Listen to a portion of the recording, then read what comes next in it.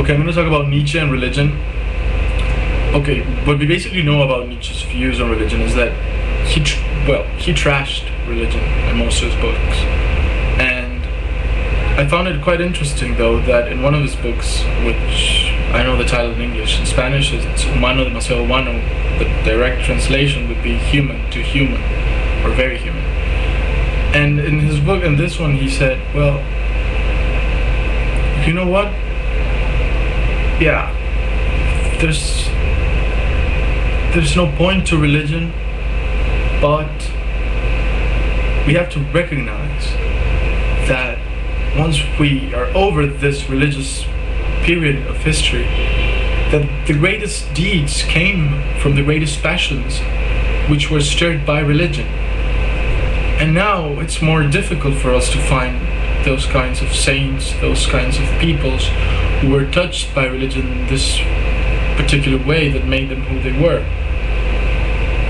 It's not a general rule, of course. It's not that if you're religious and you're touched by this, your passion is stirred to a certain point that you're a saint.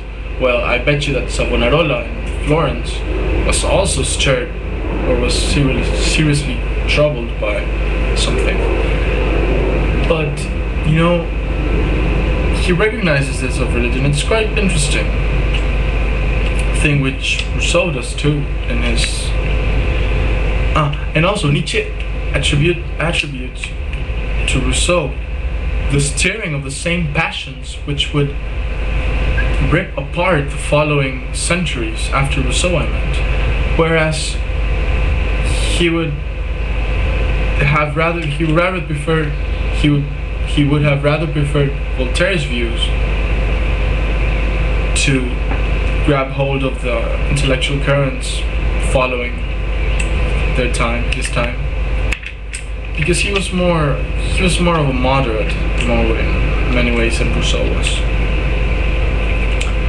And well, that's it. I stated my point on Nietzsche's, the rock and Nietzsche's views on religion. Although that it's just a current. It's not even a current. It's just an argument against it. Yet it doesn't trump his whole ideas, I believe. Peace out.